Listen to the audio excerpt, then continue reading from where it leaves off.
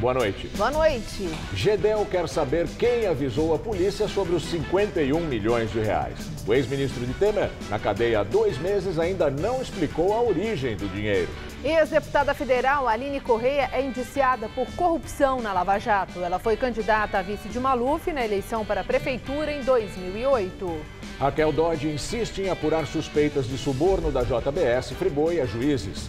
A procuradora-geral pede que o Supremo reveja a decisão e libere a investigação. Temer manda Torquato Jardim parar com as críticas ao governo do Rio. O ministro da Justiça acusou comandos da PM de ligação com crime organizado. Ex-vice-presidente da Argentina é preso por enriquecimento ilícito. Amado Budu representou Cristina Kirchner na posse de Temer e Dilma Rousseff. Na série Cara de São Paulo, Sônia Abreu, a primeira DJ do Brasil. Em 52 anos de carreira, ela acompanhou todos os avanços da tecnologia. O Jornal da Gazeta está no ar.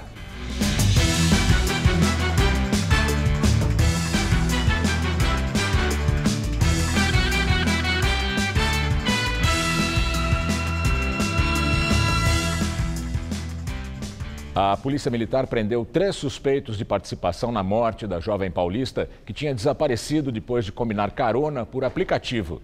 Kelly Cristina Cadamuro, de 22 anos, foi velada hoje no município de Guapiaçu, em São Paulo. O corpo de Kelly foi encontrado ontem num riacho, perto da cidade de Tapajipe, interior de Minas Gerais. Exames vão verificar se houve alguma violência sexual. A jovem sumiu depois de combinar carona com um casal pelo WhatsApp. Ela costumava participar de grupos em redes sociais que compartilhavam viagens. Na data acertada, só um homem apareceu. Em ação conjunta, a PM de Minas e a de São Paulo prenderam 3 homens. Um deles era o rapaz que viajava com Kelly, Jonathan Pereira do Prado, foragido da prisão desde março. De acordo com a polícia, ele confessou o crime. Kelly saiu de São Paulo e iria para Itapajipe. Uma câmera de segurança no pedágio mostrou a moça conduzindo o carro. Horas depois, o carro apareceu seguindo no outro sentido, com apenas um homem ao volante, sozinho. Quem teve folga hoje, passou o feriadão na capital, aproveitou o dia ensolarado para passear na cidade vazia. Primeira parada, Parque Ibirapuera. Com um dia lindo e quente, não dava para manter as crianças dentro de casa. Esta família trouxe lanchinhos e veio preparada para passar o dia com muitas atividades. Não dá para ir para a praia, a farofa a gente faz no parque mesmo. É isso aí, a praia do Paulistano. Exatamente. O que mais que você vai fazer hoje? Aprender a andar de bicicleta sem rodinha. O parque não ficou lotado, deu para passear com calma, dar uma volta de bicicleta e deitar perto do lago. Tá tranquilo, dá para estacionar fácil também. Faz um lanchinho, um lençolzinho já para esticar as pernas, ficar um pouquinho tranquilo, enquanto as crianças brincam um pouco, né? Bem diferente de outra paisagem da cidade nesta sexta. Próxima parada, 25 de março, e a emenda do feriado já virou tradição de ruas lotadas nas redondezas. Foi o único dia livre que mãe e filha tiveram para sair e comprar os enfeites da festa de aniversário. Você imaginava que já fosse estar cheio por ser emenda de feriado? Imaginava, mas não fosse tão cheio. Mas tudo bem, fazer o quê? Vai encarar? Vou encarar. Por ela a gente encara. E se Papai Noel já está dando uma pinta na rua, é sinal de que já é hora de antecipar as compras. Muita gente veio com lista pronta para comprar enfeites e presentes. Comprar algumas lembrancinhas para já deixar tudo pronto. Hoje eu estou de folga, ultimamente, só segunda-feira. Aproveitei o feriado para a gente comprar alguma coisinha assim e ficar de boa. Quem optou por um programa cultural hoje teve uma boa surpresa aqui na Pinacoteca do Estado. O museu decidiu abrir a bilheteria e não cobrar ingressos durante os 4 dias do feriadão. E já anunciou que vai ser assim durante os próximos feriados de novembro e durante todo o mês de dezembro.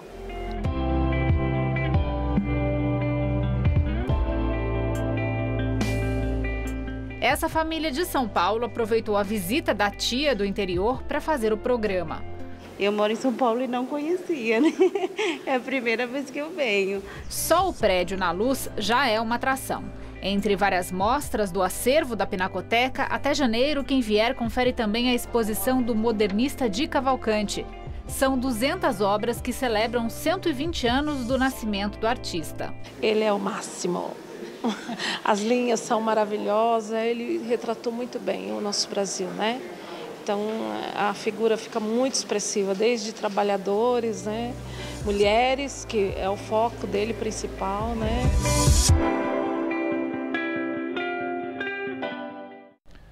Segundo o jornal Folha de São Paulo, o governo Temer suspendeu parte das investigações da Lava Jato para fazer acordos com empresas.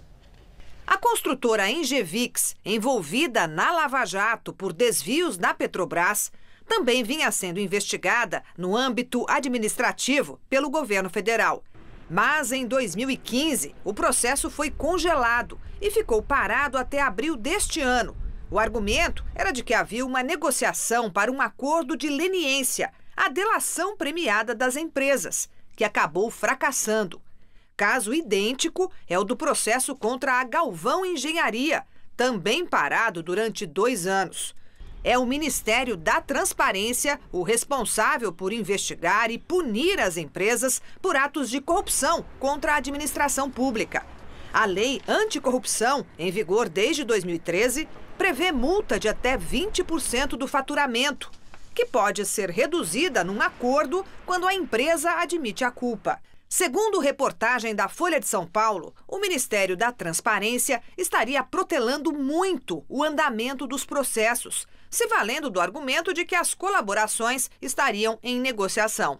Segundo o jornal, 11 empresas suspeitas de corrupção tiveram os processos paralisados e só uma, a UTC Engenharia, fechou acordo com o governo. O Tribunal de Contas da União considera ilegal essa pausa na investigação, já que os prazos continuam correndo e os atos irregulares podem prescrever sem a devida apuração. Além disso, enquanto não são punidas, as empresas podem prestar serviços para o governo. Os contratos continuam válidos.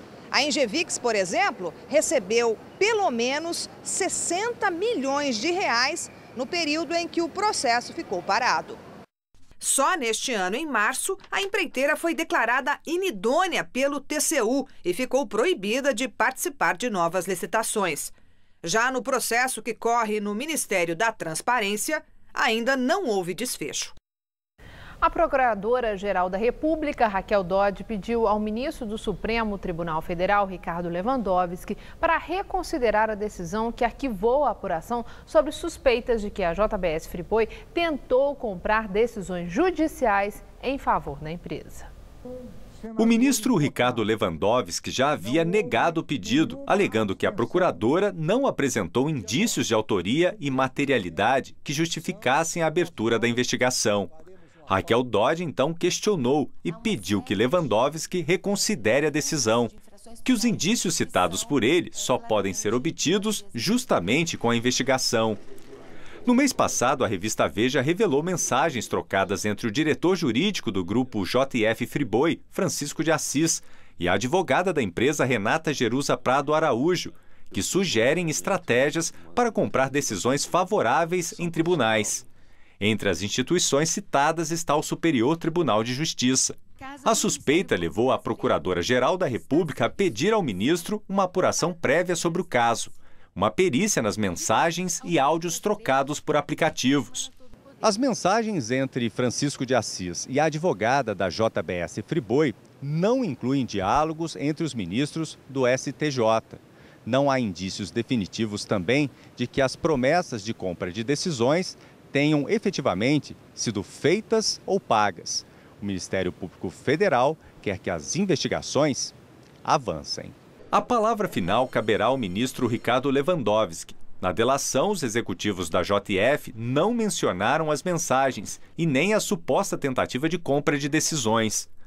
O acordo de colaboração dos irmãos Batista está suspenso. A alegação para o descumprimento é a de que eles omitiram fatos importantes à justiça e se beneficiaram de informações privilegiadas para lucrar no mercado financeiro, dias antes da delação vir à tona.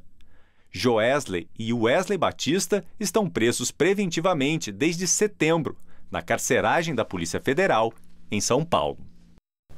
A Polícia Federal indiciou a ex-deputada Aline Correia, do PP de São Paulo, na Operação Lava Jato. Ela é filha do também ex-deputado Pedro Correia, delator do esquema de propinas na Petrobras. Aline foi candidata a vice de Maluf na eleição para a prefeitura em 2008.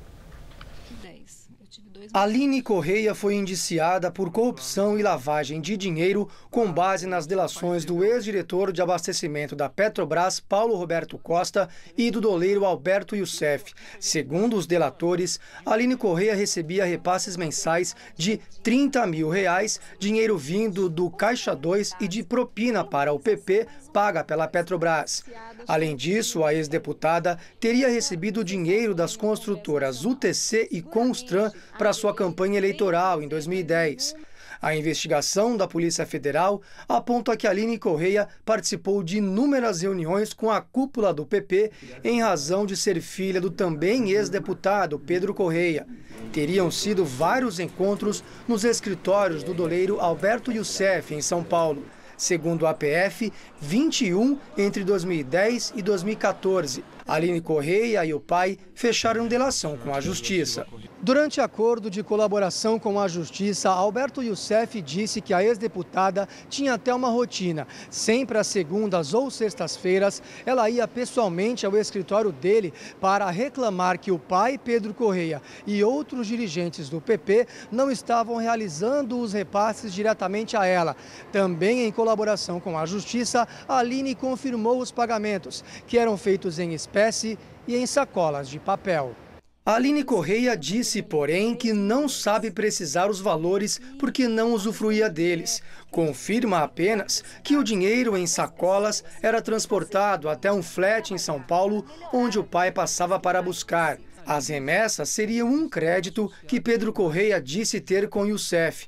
A defesa disse que Aline Correia só vai se manifestar perante as autoridades que atuam na Operação Lava Jato. O ministro da Fazenda, Henrique Meirelles, afirmou hoje que descarta concorrer à vice-presidência da República nas próximas eleições. Em entrevista à Rádio Gaúcha, Meirelles disse que há um espaço importante na política para quem defende reformas e modernização da economia, mas afirmou que no momento não pensa em se candidatar em 2018. Meirelles defendeu uma reforma completa da Previdência. Ele afirmou que as mudanças precisam ser abrangentes para que o assunto não tenha que voltar à pauta nos próximos anos e que a atual proposta mantém 75% da original. O ministro negou planos de aumentar impostos, mas diz que podem ocorrer ajustes. E agora o comentário de Josias de Souza, direto de Brasília. Ele fala sobre a possibilidade de Henrique Meirelles virar presidenciável. Há dois Meirelles na praça. Está cada vez mais difícil distinguir o ministro da Fazenda do candidato à presidência. Ambos são muito confusos. O ministro comemora o sucesso de um ajuste fiscal que, sem a reforma da Previdência, não existe. O presidenciável nega em nota oficial a candidatura que ele próprio, em entrevista, admite que já existe. A assessoria de Meirelles deve estar muito confusa com esse negócio de separar os dois personagens. Sugere-se a utilização de bonés. O boné do ministro seria adornado com a letra M. O do candidato estamparia a letra C. Meirelles adquiriu o inusitado hábito de frequentar eventos evangélicos. Quando estiver no culto, boné de candidato. Para falar com os repórteres na saída, boné de ministro. O maior problema é que, no fundo, todos sabem que não há como deixar de tratar os dois Meirelles como um só. A soma dos personagens dá um ministro da Fazenda que tende a trocar o rigor técnico pela conveniência política do candidato. O risco que o país corre é o de assistir a uma situação do tipo Dr. Jekyll e Mr. Hyde. À medida que vai penetrando o universo do tudo ou nada eleitoral, o candidato se aproveitará das distrações do ministro para ocupar o seu corpo de médico com o monstro que substituirá a política econômica necessária por uma ação evasiva e eleitoreira. Boa noite. O presidente Michel Temer, do PMDB, garantiu foro privilegiado ao ministro Moreira Franco, depois de sancionar uma medida provisória que reestrutura os ministérios. Assim como Temer, Moreira Franco, é citado em delações da Odebrecht e da JBS e foi denunciado pela Procuradora-Geral da República pelo crime de organização criminosa. Em fevereiro, Temer editou a medida provisória que recriou a extinta Secretaria-Geral e nomeou Moreira Franco ministro. A norma foi convertida em lei no último dia 1º e publicada hoje no Diário Oficial da União. Agora, os ministros do governo federal só podem ser julgados pelo Supremo Tribunal Federal. A defesa de Gedel Vieira Lima acionou o Supremo Tribunal Federal para saber o nome do dono do telefone que foi usado numa ligação anônima que denunciou à Polícia Federal o endereço de um apartamento do ex-ministro e coordenador político de Michel Temer. No apartamento, em Salvador, havia 51 milhões de reais em dinheiro vivo, que seriam do PMDBista. No pedido ao STF, a defesa de Gedel não explica o motivo da busca pelo nome do autor da ligação, mas garante que é imprescindível para o caso. Em nota, o advogado do ex-ministro Gamil Foppel apenas disse que possui o direito de informação acerca de todos os elementos de prova que sejam usados contra si. Além do nome e do número telefônico de quem ligou para a polícia, a defesa também quer saber que policial atendeu esse telefonema, quais pessoas foram envolvidas e em quais circunstâncias. Os advogados também pediram informações sobre as perícias de papiloscopia realizadas nas notas, onde foram encontradas digitais de Gedel e de assessores. O objetivo aqui, segundo o pedido enviado ao STF, é realizar um exame de peritos contratados pela defesa. O pedido vai ser analisado pelo relator do inquérito no STF, o ministro Edson Fachin. Gedel foi preso na capital baiana na Operação Tesouro Perdido, no dia 8 de setembro. A suspeita da Polícia Federal é que parte do dinheiro encontrado se trata de propinas para viabilizar a liberação de crédito do FIFGTS a empresas. Gedel é suspeito de receber 20 milhões em propinas. Além de ex-ministro da Secretaria de Governo da gestão do presidente Michel Temer, o PMDBista foi vice-presidente de pessoa jurídica da Caixa Econômica Federal entre 2011 e 2013, indicado pela então presidente Dilma Rousseff e ex-ministro no governo Lula. A Polícia Rodoviária Federal apreendeu ontem à noite mais de 12 milhões de reais em um caminhão de produtos de hortifruti. Foi a maior apreensão de dinheiro já feita pela corporação. Foram 6 horas para contar as cédulas. Foram 8 milhões e 100 mil reais e 1 milhão e 200 mil dólares, totalizando 12 milhões e 100 mil reais. A apreensão aconteceu durante uma fiscalização de rotina em um posto da Polícia Rodoviária Federal em Campina Grande do Sul, na região metropolitana de Curitiba. O caminhoneiro de 55 anos foi preso. Ele informou que seguia de São Paulo para Foz do Iguaçu e que não sabia do dinheiro. A Polícia Federal vai investigar o caso. Daqui a pouco, Maria Lídia entrevista Vitor Oliveira, cientista político da Fundação Getúlio Vargas de São Paulo, sobre a eleição do ano que vem. Defesa de pastor Carlos Cerejo diz que ele e uma missionária teriam sido induzidos pelo ex-governador a assinar a doação de uma sala de cinema à cadeia pública José Frederico Marques, na zona norte do Rio, onde Sérgio Cabral e outros envolvidos na Operação Lava Jato estão presos. Os pastores teriam recebido a informação de que os equipamentos eletrônicos já estavam na cadeia, mas era necessária a assinatura para legitimar o uso pelos presos. Num vídeo divulgado na página da Igreja Batista do Meier, o presidente, o pastor João Reinaldo Purim, disse que os envolvidos, entre eles o pastor Carlos Cerejo, foram afastados e suspensos das funções. Venho a público, mais uma vez, afirmar que não doamos qualquer aparelho eletrônico para aquele presídio. As pessoas que assinaram o documento divulgado em que aparece o nome da igreja não têm autorização para representá-la. A Secretaria de Administração Penitenciária do Rio cancelou na última terça-feira a suposta doação da videoteca. O ex-governador do Rio, Sérgio Cabral, foi condenado a 45 anos de prisão na Lava Jato por corrupção, lavagem de dinheiro e liderar organização criminosa. Ele está preso desde novembro do ano passado. O ministro Edson Fachin, do Supremo Tribunal Federal, foi sorteado para analisar a interpelação judicial apresentada pelo governo do Rio contra o ministro da Justiça. Em entrevistas recentes, Torquato Jardim acusou os comandantes de batalhões policiais do Rio de estarem ligados ao crime organizado. O ministro da Justiça se encontrou hoje com o presidente da República fora da agenda para tratar do assunto. Na reunião de cerca de 40 minutos no Palácio do Jaburu, Temer pediu ao ministro que não faça mais declarações públicas contra as autoridades fluminenses, para evitar mais desgaste entre as duas esferas de poder. Esta semana, o ministro da Justiça deu declarações acusando os chefes de batalhões no Rio de Janeiro de serem sócios do crime organizado. Essas declarações motivaram o governo do Rio a entrar com uma interpelação judicial no Supremo Tribunal Federal, que vai ser analisada pelo ministro Edson Fachin, por injúria e difamação. O governador Luiz Fernando Pezão disse que as acusações feitas por Torquato não ajudam em nada e exigiu provas. Apesar da ação no Supremo, Pezão disse hoje que conversou por mensagens de celular com o ministro da Justiça. Torquato Jardim teria deixado claro que as declarações são uma opinião pessoal em relação à crise de segurança no Rio e não uma posição oficial do governo. O ministro garantiu ainda que as ações conjuntas entre o governo federal e o estadual do Rio para o combate ao crime organizado não vão ser afetadas. A Polícia Militar do Rio exonerou ontem 6 oficiais da Corregedoria que investigavam desde julho deste ano os crimes cometidos por policiais no estado. Entre as exonerações está a do Major Manuel Carlos Pontes, que cuidava das investigações nas unidades de Polícia Pacificadora do Rio. A equipe foi a responsável no período pela prisão de pelo menos 62 PMs acusados de irregularidades. Um aumento de quase 600% em relação ao trimestre anterior, que era de outro comando. O ex-vice-presidente do governo argentino de Cristina Kirchner foi preso hoje sob acusação de enriquecimento ilícito.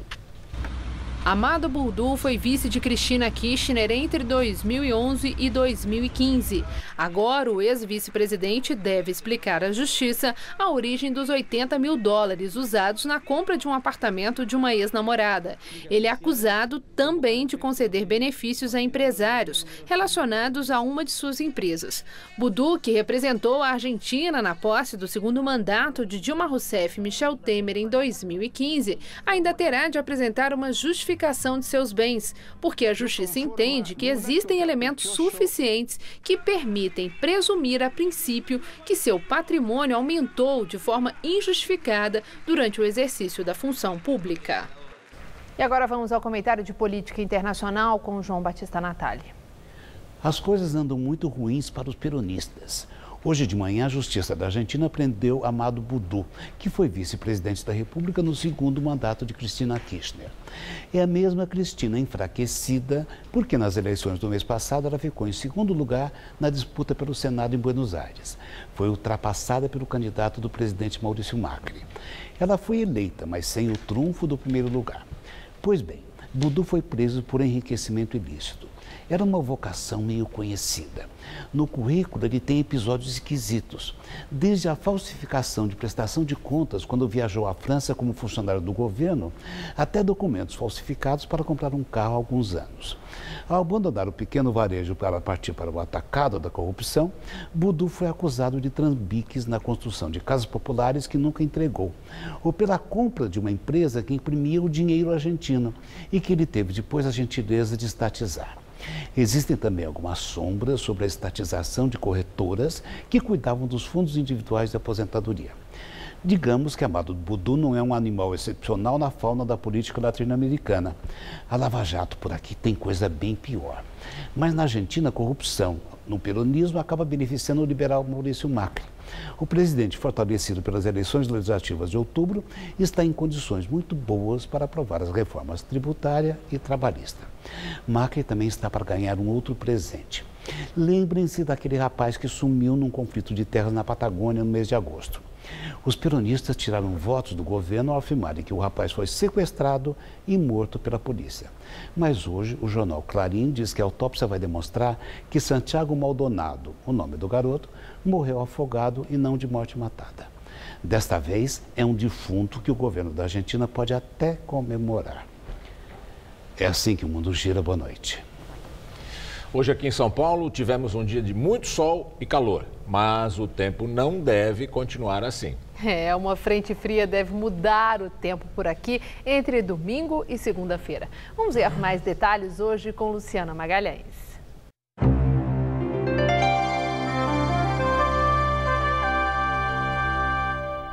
Nuvens carregadas se espalham pelo centro-sul do Brasil e avançam pelo sudeste a partir de domingo.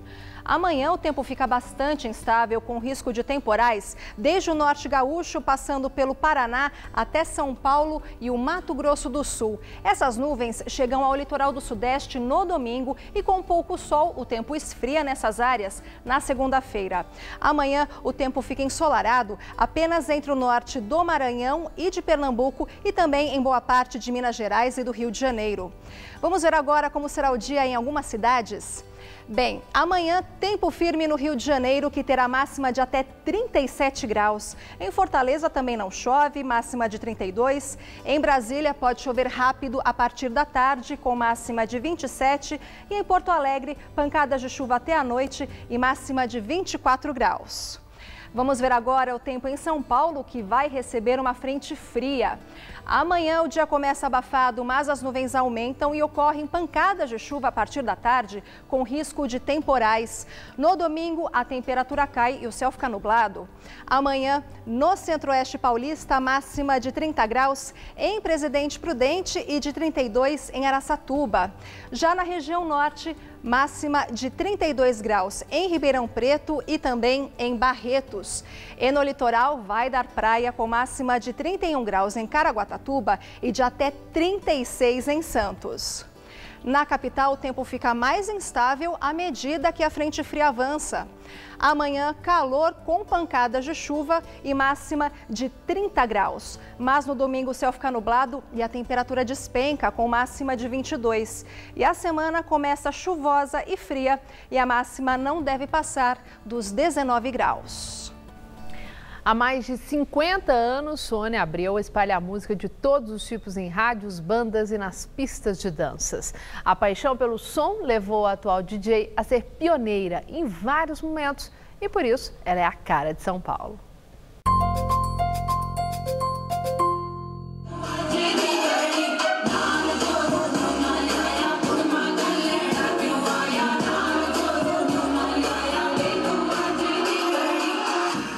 Deep House, porque hoje está muito na moda. Para abrir à noite até vai, mas depois, é na veia ou na veia.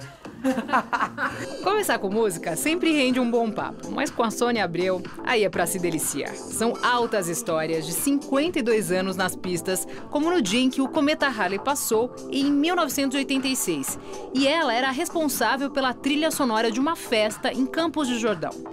Aí eu botei Guita, do Raul Seixas. De repente, em 2 minutos, chega um cara do meu lado, muito prazer. Está tocando a minha música, eu sou o Paulo Coelho. Eu sou a luz das estrelas, eu sou a cor do luar.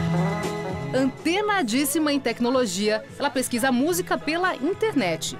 Doou os milhares de discos de vinil e só usa CD como backup. Até para tocar, prefere computador. Eu acabo gostando de tudo, porque eu entro na história do cliente. Até dança? Danço, coreografia e tudo.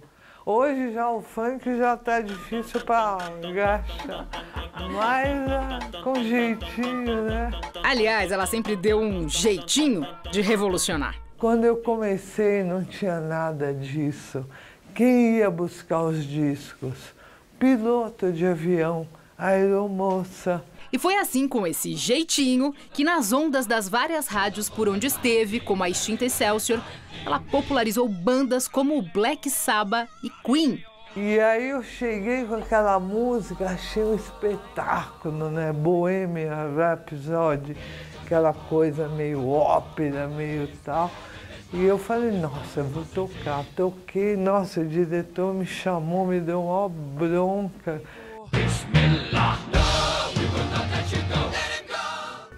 Reduzir a Sônia Abreu ao posto da primeira mulher DJ do país é muito pouco, perto de tudo que ela já produziu. Essa trajetória tem uma história muito especial lá nos anos de 1980. É que a Sônia queria autonomia, então ela resolveu criar a própria rádio. A época Ondas Tropicais era uma Kombi que ela circulava por aí, inclusive aqui pela Avenida Paulista, levando música com um som bem potente e falando também de outros assuntos, por exemplo, vegetarianismo, espiritualidade, que são atuais até hoje. Só que isso 40 anos atrás e sendo mulher. Quer desafio? Fala com ela. Eu nunca pensei que eu era inovadora, se eu era feminista, se eu era a primeira, a segunda. A história da rádio Ondas Tropicais, que teve a versão barco também nas praias de São Paulo e Rio, é apenas uma das muitas histórias que estão na biografia dela, que acaba de ser lançada. Mas no dia a dia, no capítulo ainda não escrito no papel, Sônia continua a enfrentar desafios. Dessa vez o nome dele é idade. O problema agora é a velhice. Mas ó, eu tô firme, entendeu? Firme e forte.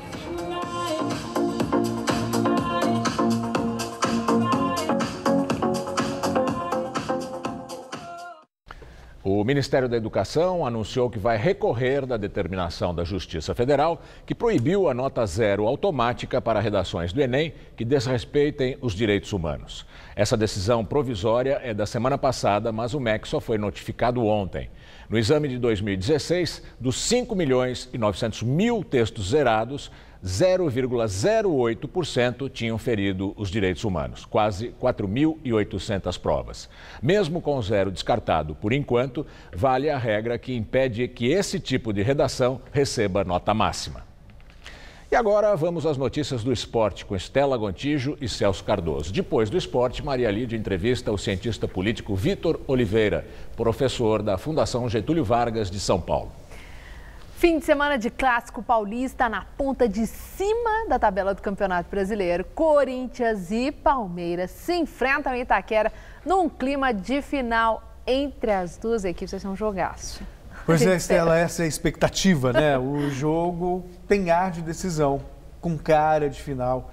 O vencedor, sem dúvida, dá um passo enorme na busca pelo título, especialmente o Corinthians, que lidera com 5 pontos de vantagem sobre o rival. O técnico Fábio Carille segue com dúvidas para montar a equipe. Fagner, que sofreu uma lesão durante os trabalhos de ontem, não treinou nessa sexta e pode ser desfalque para o Clássico. A formação da primeira linha defensiva testada por Fábio Carille no treino desta sexta teve Guilherme Arana, Balbuena, Pablo e Léo Príncipe. Fagner, que sofreu uma pancada na atividade da quinta-feira, permanece como dúvida. Eu tenho jogadores no DM, eu já falei aqui que amanhã vocês ficarão sabendo, não tenho problema nenhum em falar o time que vai jogar. É que eu tenho que esperar o meu departamento médico para definir. O treinador ainda não confirmou também a entrada de Cleison na vaga de Jadson e de Camacho no lugar de Maicon. Se eu começar com o Cleison e tiver que ser mais ofensivo no segundo tempo, eu não tenho. E eu não sei se eu termino o Cleison com 90 minutos. É difícil, são decisões que eu tenho que tomar, dentro daquilo que é melhor para o Corinthians, não é melhor para mim. Depois de falar sobre as dúvidas e as possibilidades na equipe titular, o técnico do Corinthians foi perguntado durante praticamente toda a entrevista coletiva a respeito do clássico contra o Palmeiras. Os 3 jogos que o Alberto fez como técnico foi jogando para cima contra o Atlético Goianiense, contra o time reserva do Grêmio e contra o Cruzeiro em casa. Não conheço o Alberto ainda, muito pouco para falar, muito pouco tempo.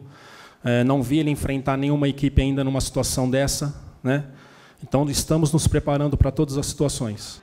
E o empate? Será que poderia ser considerado um bom resultado? Com certeza o empate é muito melhor para nós do que para o adversário. No Palmeiras, o técnico interino disse que mesmo se houver empate no clássico, a disputa pelo título não termina entre os dois times. Não há dúvida sobre isso, né, Estela? A vitória é fundamental para o Palmeiras. Alberto Valentim encara neste domingo o maior desafio de sua carreira. O jogo contra o Corinthians, domingo, na Arena de Itaquera.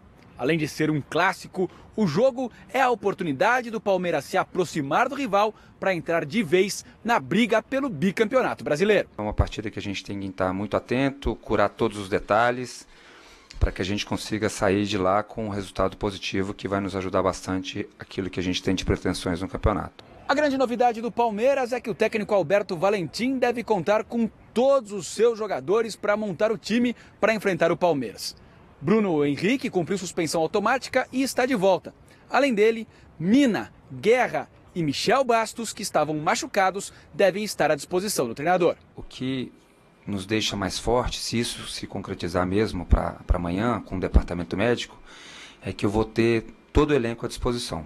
E isso é muito importante para quem quer amanhã contar com os 23 que serão convocados. Com a volta de jogadores importantes, fica a dúvida sobre qual será o time do Palmeiras para enfrentar o Corinthians. Será que Mina e William começam jogando? E Borja, autor de 3 gols nos últimos 3 jogos, continua no time?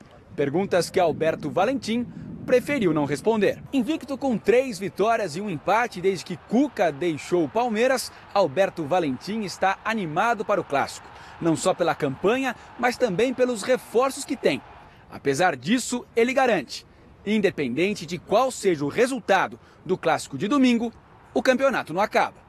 Terminando esse jogo, independente do resultado, o campeonato não acaba domingo. É lógico que uma vitória de um ou outro vai fazer com que algumas coisas fiquem mais claras, mas o campeonato não acaba domingo, né? Concorda, Celso? O Palmeiras ainda tem chance aí?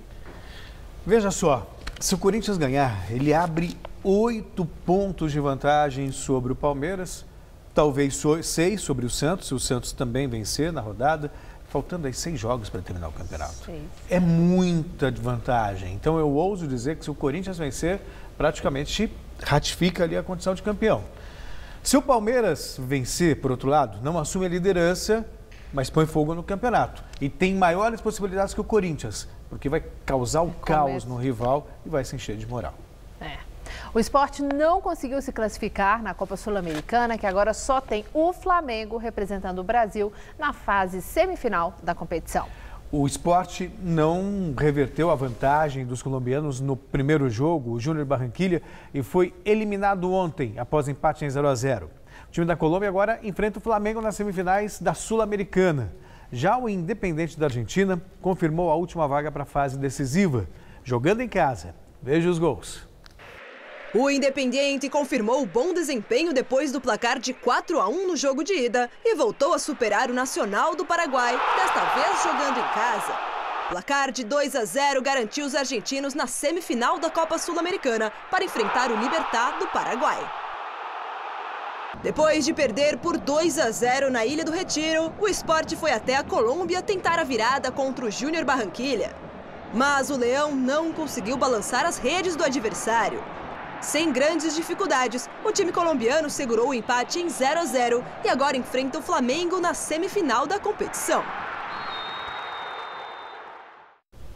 Celso, o Flamengo está preocupado, né? Foi revelado o doping do Guerreiro, é isso? Pois é, o atacante Guerreiro foi flagrado no exame de doping na partida do Peru contra a Argentina. Deu positivo no primeiro teste, agora aguarda-se a contraprova. E confirmando o resultado positivo, o Guerreiro já está automaticamente suspenso. Ele joga nesse final de semana numa boa, mas saindo o resultado contra a prova, ele já é suspenso até julgamento. Ele alega ter tomado um remédio antigripal, que é proibida, substância proibida, e ele não sabia. Então, claro que isso vai ser investigado e vai ser submetido a julgamento. Num primeiro momento, ele pode jogar no final de semana. Ok, Celso, muito obrigada. Boa noite. Boa noite para você. Segunda-feira. E é com você, Gamberini. A Petrobras anunciou hoje que vai aumentar o preço do gás de cozinha em 4,5% a partir de domingo. Se esse reajuste for repassado totalmente ao consumidor, o botijão de até 13 quilos pode ficar R$ 1,21 mais caro. De acordo com a Petrobras, o reajuste foi necessário por causa da alta das cotações do gás nos mercados internacionais. E agora vamos ao comentário de economia com Vinícius Torres Freire. Então o preço do gás de botijão vai aumentar de novo no domingo, como a gente acabou de ver. Daqui para o ano que vem, as perspectivas para o preço da energia não são boas, seja para gás, gasolina ou eletricidade, que devem continuar a subir. Nem todo o reajuste da Petrobras acaba no preço final, é verdade. Até o final do mês passado, o aumento do preço para o consumidor tinha sido de mais de 15%, bem menos que o reajuste da Petrobras. mas ainda assim 6 vezes maior que o da média da inflação, que anda por 3%. Mas, para os mais pobres, faz diferença. Na média, o botijão já custa uns R$ 65, embora existam variações de preços chocantes mesmo na cidade de São Paulo. O que está acontecendo? Como a gente já comentou aqui, a Petrobras mudou sua política de preços para combustíveis, mudança que chegou agora também no gás de cozinha. Quer dizer, o preço varia de acordo com a cotação do produto no mercado internacional e com o preço do dólar, claro. Por quê? Porque a Petrobras não quer ter prejuízo vendendo combustível abaixo do preço mundial e nem quer perder mercado vendendo caro quando o preço mundial cai. Vai ser assim, mudando sempre de agora em diante. Para o gás de cozinha, gasolina, diesel, tudo. Por que o preço sobe justamente agora? Porque começa o inverno no hemisfério norte. Com mais frio, mais consumo de gás, preço mais alto. E o dólar também está subindo. No caso da eletricidade, por sua vez, o problema é a seca no país. Os lagos das hidrelétricas estão no nível mais baixo desde o ano 2000. Para não esvaziarem mais, produzem menos energia, que é substituída pela eletricidade das termoelétricas, uns geradores monstruosos movidos a gás, carvão ou óleo. A energia das termoelétricas é muito mais cara. Parte dessa conta já foi repassada para a gente pela bandeira vermelha, como a gente sabe, mas parte do reajuste ainda vem no ano que vem. Se não chover bem, a conta vai ficar ainda mais salgada. A perspectiva, pois, é de reajustes maiores no ano que vem, para a energia como um todo. No mínimo, o preço não deve cair. Boa noite. E o dólar fechou nesta sexta-feira com a maior cotação dos últimos 4 meses. O valor ultrapassou os R$ 3,30. A alta foi influenciada pela elevação da moeda no exterior, depois que foram divulgados dados mais fortes do que o esperado, nos setores de manufatura e serviços norte-americanos. Nesta semana, o dólar acumulou valorização de 1,95%. Já é a terceira semana seguida de alta, período em que o dólar acumulou crescimento de 5,2%. Daqui a pouco, Maria Lídia Flandre entrevista Vitor Oliveira, cientista político da FGV São Paulo, sobre o momento político e as eleições do ano que vem. Até já. Vamos começar? Dá licença. Ah, olha o coraçãozinho, que bonito. Ih, gente, tem outro. São gêmeos. Quer dizer, não. Tem mais um. São 3 gêmeos. Não. São 4. Peraí, amor, vai onde? Eu sei lá, eu preciso resolver isso, vender alguma coisa, pegar um crédito. Tá se complicando, papai. Faz no app. Epa. No app Bradesco, você pega crédito sem gastar seu 3G. Ih! Desliga isso, doutor. Bradesco, pra frente. O Brasil efetivamente saiu da recessão. São sinais positivos na economia, seja no PIB, consumo da família. Isso nos alenta e demonstra que agora precisamos cuidar de mudar a agenda, deixar de ser negativa e apontar positivamente para 2018 com uma candidatura que unifique as forças democráticas. Esta é a conclamação que o PPS faz para que o Brasil possa ter um futuro melhor.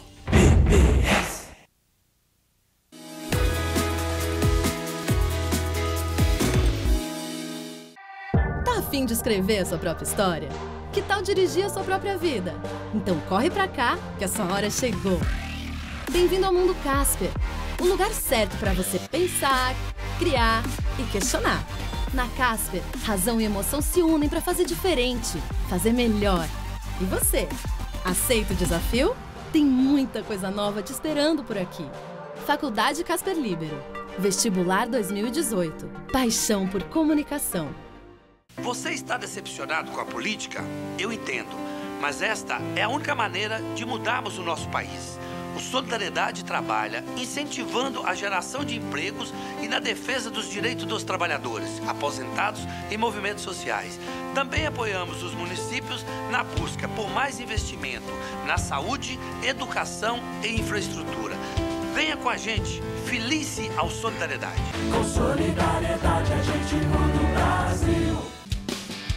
Neste domingo, a rivalidade entra em campo e o Brasileirão pega fogo.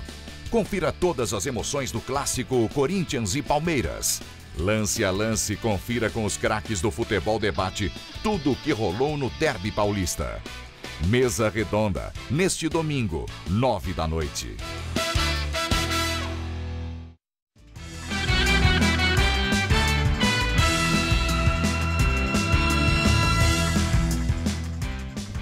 Na entrevista do dia com Maria Lídia Flandoli, os avanços da articulação política de olho em 2018. A entrevista foi gravada.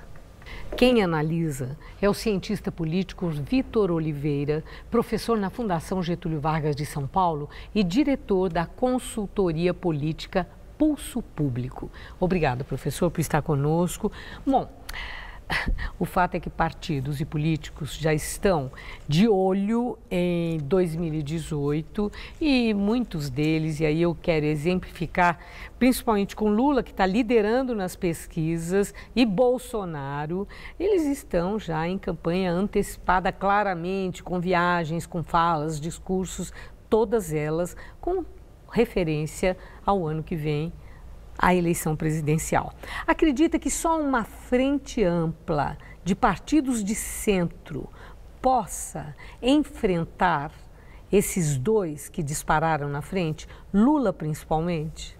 Bom, primeiro agradeço a oportunidade, é um prazer estar aqui.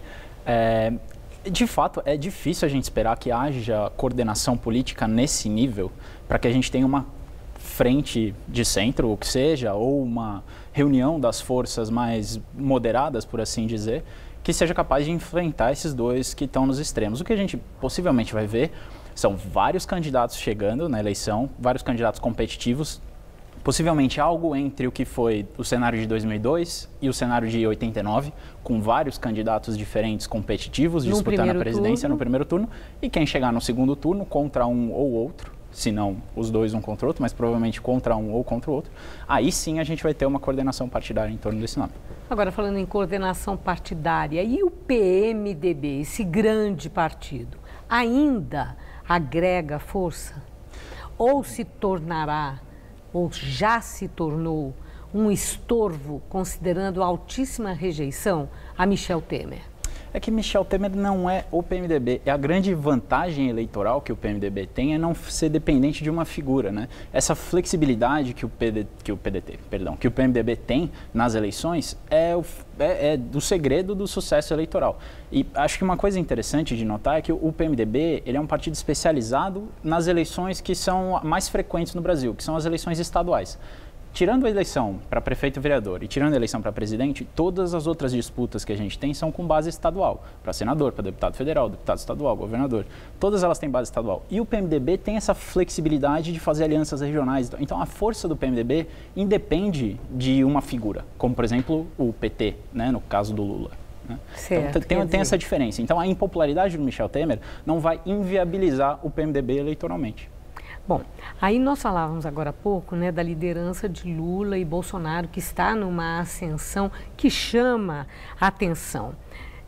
Luciano Huck, tão popular pela televisão, seria um nome forte para o enfrentamento de Lula e Bolsonaro, ou mesmo se vier numa dupla acompanhado de Henrique Meirelles, que pode se apresentar como o mentor do reequilíbrio da economia?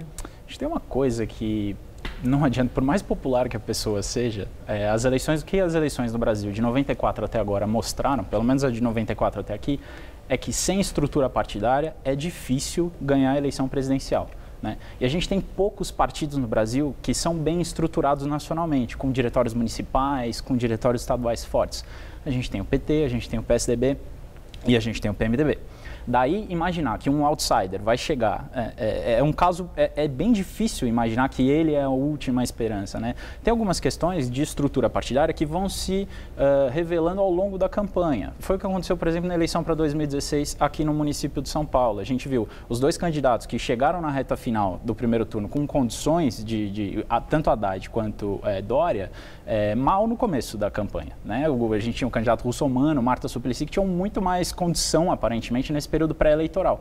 Então, assim, tem uma questão de estrutura partidária, de vida política ali na base, que só se revela ao longo da eleição e que está relacionada a essa estrutura e que esse apresentador aparentemente ainda não tem. Pode ser que se ele conseguisse coordenar, ou que um partido e que forças partidárias se coordenem, né, atrás do seu nome, aí perfeito. Mas, caso contrário, é muito difícil. Certo. Agora trazendo para João Dória, né, que teve essa vitória impressionante para a Prefeitura de São Paulo e assume toda uma postura de ser candidatíssimo, embora negue sempre. Dória surgiu como novo, mas já despencou nas pesquisas. Mas ele estabeleceu uma estratégia de que ele era o único que batia no Lula, mas com vigor. E o Lula disparou nas pesquisas. Foi equivocada essa estratégia? Dória vitimizou Lula e isso tem efeito sobre ele e ele despenca nas pesquisas? Eu acho que a gente ainda não teve frequência de pesquisa suficiente para entender o que aconteceu com o Dória especificamente. O que a gente vê com o Lula é que Lula é um candidato conhecido e que tem uma rejeição alta. E isso não mudou desde que as pesquisas que a gente mais recentes começaram a ser divulgadas.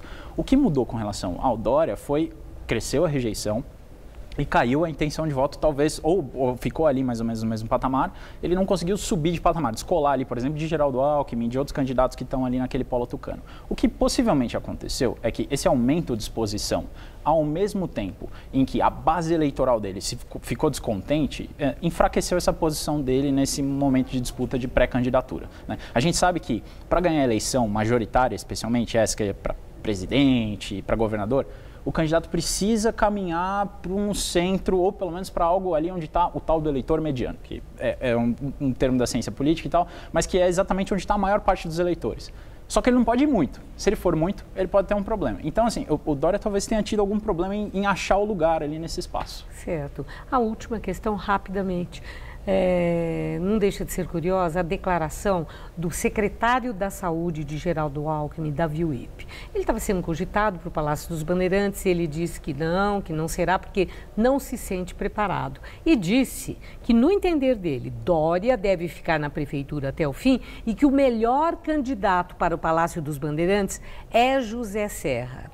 Davi Wip está dizendo aquilo que Geraldo Alckmin gostaria de falar e se sente impedido? Ele está dando um recado do governador? Difícil saber dos bastidores da política, né? Mas é possível que sim. Eu acho que talvez Alckmin esteja também de olho no próprio problema do PSDB nacional, né? José Serra é uma figura importante do PSDB nacional, mas se a gente pensar, já tem dois candidatos, dois postulantes a essa vaga aí. Fora que tem também os acordos partidários prévios, tem, por exemplo, o PSB querendo lançar Márcio França, tem muita coisa que está por aí que a gente talvez não entenda. Acho que essa declaração é só mais uma pimenta aí nesse caldo. Ok. Resta saber se é moto próprio de Davi Wip ou se ele está sendo porta-voz.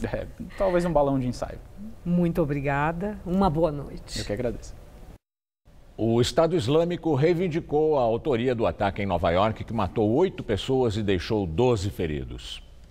Segundo a agência Reuters, a responsabilidade pelo ataque com um caminhão em Manhattan foi reivindicado pelo grupo na publicação online do jornal Al-Nabi.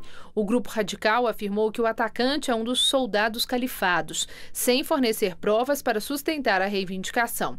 Em seu depoimento, Uzbek Saifullah Saipov declarou que cometeu o ataque inspirado por vídeos do Estado Islâmico, especialmente um em que o líder al-Baghdadi perguntava como os muçulmanos nos Estados Unidos iriam responder ao assassinato de seus irmãos no Iraque. A maratona de Nova York está mantida para domingo e, segundo a polícia, terá segurança reforçada. O Jornal da Gazeta termina aqui. A edição de hoje pode ser vista no site do Jornal da Gazeta. Mais notícias em nossa edição das 10. Uma boa noite para você.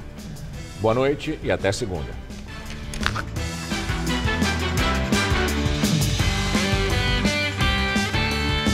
O grupo Barra da Saia agita a plateia na festa sertaneja com Padre Alessandro Campos.